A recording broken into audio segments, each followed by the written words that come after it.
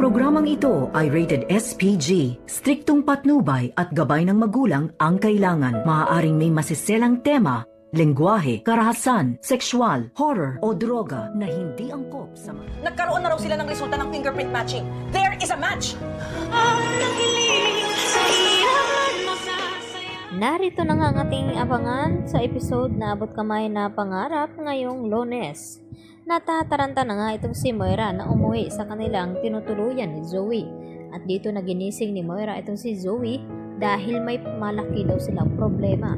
Dahil tumawag daw ang kakilala ni Moira doon sa presinto at ibinalita sa kanya na may resulta na daw ng fingerprint dito ni Zoe at 100% na match nga daw ito.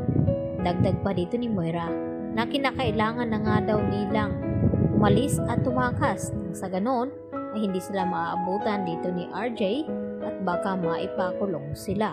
At dito rin naman na umiyak na lamang at natataranta na rin itong si Zoe at hindi niya alam ang kanyang gagawin dahil mahihirapan nga ngayon itong si Moira na isabotahe itong resulta ng fingerprint dito ni Zoe dahil may mga nakabantay nga dito sa paligid ni Moira. Samantala, porsigido naman ngayon itong si RJ na kapag malaman daw niya kung sino ang gumawa noon sa kanyang ama na sinaktan ay sisiguraduhin nga daw ni RJ na pagbabayaran ng mga hayop na iyon ang gumawa sa kanyang ama at hindi daw niya ito mapapatawad.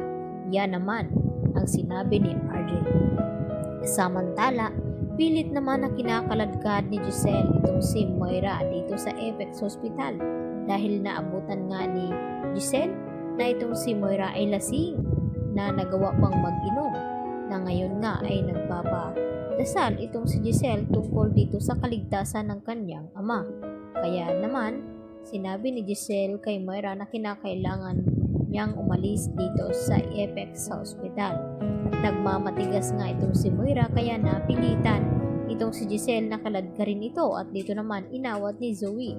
At nagbanta itong si Giselle na once na lumabas na daw ang resulta ng fingerprint at malalaman niya na may kinalaman itong si Moira at Zoe ay sisiguruhin din ni Giselle na mabulok daw sa kulungan ang mag-ina na ito.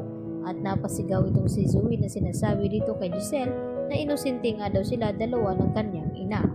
Sa kabilang banda, kinausap naman ang masinsinan ni Lynette itong si Carlos tungkol sa ibinalita dito ni Michael. At hindi naman nagalit itong si Carlos dahil naunahan nga na sabihin dito ni Lynette na kino-comfort lamang na itong si RJ.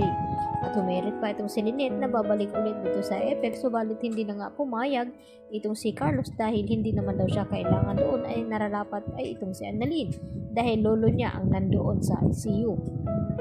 At dito naman na kinausap ni Moira itong si Carlos at tinanong kung may kinalaman ba talaga siya sa nangyaring cardiac arrest dito ni Don Pepe dahil sa pinagdudahan nga daw itong si Carlos dito ni Giselle. Kaya agad naman nakimarites itong si Moira dito kay Carlos at tinanong kung si Carlos ba ang may gawa nito kung bakit nag-cardiac arrest itong si Don Pepe. At binalita na rin ni Moira kay Carlos na nakunan nga ng fingerprint itong kanyang anak na si Zoe at nanganganib na itong makulong ngayon.